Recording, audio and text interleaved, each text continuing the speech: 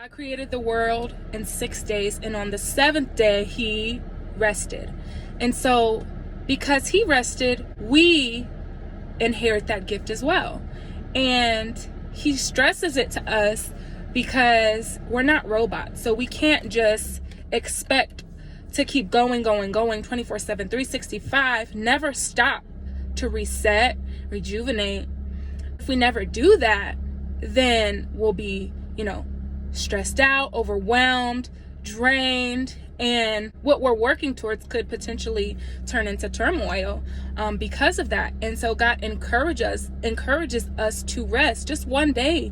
When I talk about rest to you guys, I still fall short too. So what rest looks like, what your day of rest looks like, is different. It doesn't have to be on a Sunday. It's whatever works in your schedule. Cleaning, washing the dishes, doing laundry, anything that is considered work, unless you have children. Yes, you still need to take care of your kids. But anything outside of that, you are not required to do on your rest day. And so some things that you can do instead are sleep, meditate on the Word of God, spend time in God's presence, take yourself out to eat, listen to music, worship, take a walk that's not exercise. Just those are some examples. It's a process, an ongoing process, and especially if you're someone like I was who, once I go, I don't stop. It took a while for me to get in the mindset, shifting my perspective and really understanding the importance of rest. And now I look forward to it. Like, I love rest. I come in a generation where it's no sleep, no days off. That's such an ignorant statement that I used to live out as well, or self-made. It's lies, because we're not self-made. We were created by God. We can't just keep going and never rest. Like, we need to take a break. We have to. That is how God created us. He created us so that we need to rest. He did that intentionally. And so when I'm speaking, don't ever for a second think that I'm just preaching something to you guys that I know nothing about. Everything that I share, everything that I'm passionate about, I have walked through, or I'm walking through it, and I'm sharing it to hopefully help someone else. And the rest just boils down to how much you trust God and how strong your faith is. I remember when I used to work in hospitality and model, and I made all this money in my early 20s, and I had no wisdom on how to manage it, how to invest in it, how to tithe correctly. And because of that, I have nothing to show for all those hard-working years. And I'm glad and thankful that God has shown me that, he provides every single need of mine, and one day isn't going to make or break my business. God calls us to do all that we can do, and he will do the rest. The day of rest is God's opportunity to do what you can't do. I'm just going to share like a little story about rest, but also trust, because with rest and trust to me go hand in hand. Chick-fil-A is the only restaurant that I know that is closed on a Sunday and still makes way more profit than most of these fast food or restaurants out here that are open every day of the week. That one day makes all the difference. When you go to Chick-fil-A, there's always a line. They're always busy. They sowed a seed of rest, and the plan is that their business will continue to flourish. I was this person as well, and I still have to catch myself at times that we know more than God, that he's trying to punish us, that he doesn't want us to have this. But the thing is, he only gives us what we can handle at that time. He would be such a bad father to give us everything at once. He would be setting us up for failure.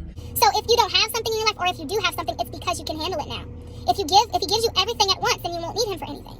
So God had to take me through this season of just really trusting him. And 2 years ago, I got fired from my job.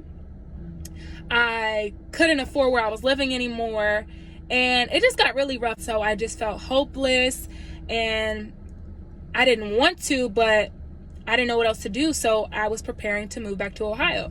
Didn't see God before making that decision. I just decided, because I lost my faith and I didn't trust that he would work it out, and I felt like he was telling me to go home. So I sold all my stuff, started the process of getting my car and stuff transferred over, everything. Literally 7 days before I was supposed to leave, he came through. Not only did he bless me with a beautiful home where the person is genuinely concerned about my well-being, and I'm getting emotional now because it's just like, that's how much God loved me. He loved me enough to show me to send me someone at the right time to do everything that I needed. I needed that because I'm a person who loves people and pours into people, but I wasn't getting that. And in that new season, I needed people to input stuff into me or I wasn't going to make it. And I'm so thankful that he saved me because I wouldn't be here talking to y'all if I went back to Ohio, bruh. There would not be no Tanae Monique. There would not be no Testimony Tuesdays, no Steadfast Sundays, no YouTube, no nothing. Nothing. I would either be dead in jail or out here in these streets like so far gone that it would be so hard for me to come back to the Father. He blessed me with a job. It wasn't anything that I expected, wasn't what I was used to. It wasn't even close to the pay that I was used to receiving, but that was enough for me to stay, right? Well, it was enough for me to stay, but then I felt as if what you're doing isn't enough. So let me take it upon myself and go get another job. So this is outside of God's will. I got another restaurant job because it's quick money and I knew that I would be able to provide. God is so gracious. He let me work that restaurant job for 3 months making money. And on the third month, it got so uncomfortable to the point where I couldn't deny where he was calling me to. And he told me that I need to quit my job, and I tried to negotiate with him.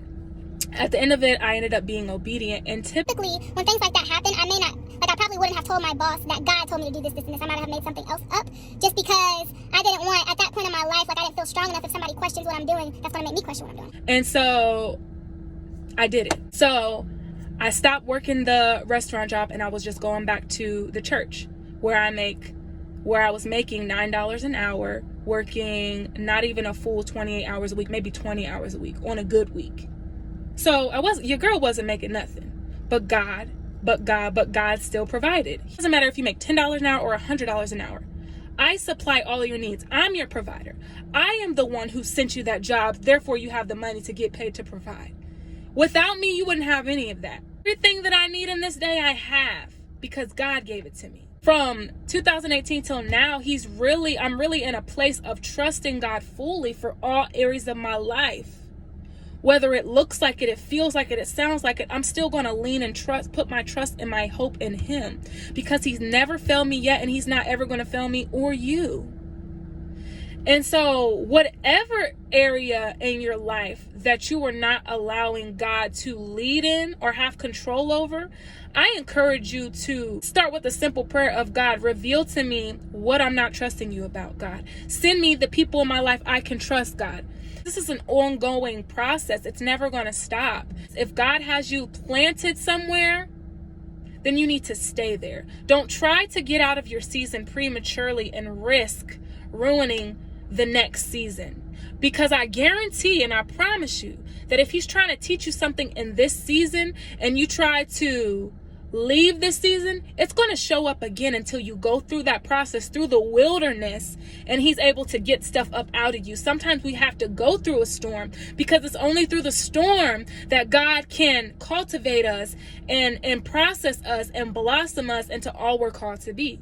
And so today, this message is to encourage you guys to take a break. Self-care is so important. Make sure you take that time to rest. And your business will be okay. Because if God's hand is on you, you're always going to flourish and you're going to have eternal value. But if his hand and his favor isn't off of you, it may last for a little bit, but eventually you're not even going to be able to continue to do it. And lastly, I just want to say, when I got that job at the restaurant, I forgot to add this in. I quit because God told me straight up. He's like, if you don't quit that job, whatever you make outside of me, because I didn't tell you to go there, I didn't place you there, you have to sustain outside of me. I don't know about you, but I don't want God's hand off of me. I don't want his favor off of me. I am so favored. God loves me so much, and I can't imagine doing this life without him. I can't do it without him. I need him to succeed. We all do. And so I love you guys so much. Thank you so much for listening. Be encouraged today. Comment below your thoughts and let me know if I can answer any questions for you. Take care. God bless and stay safe.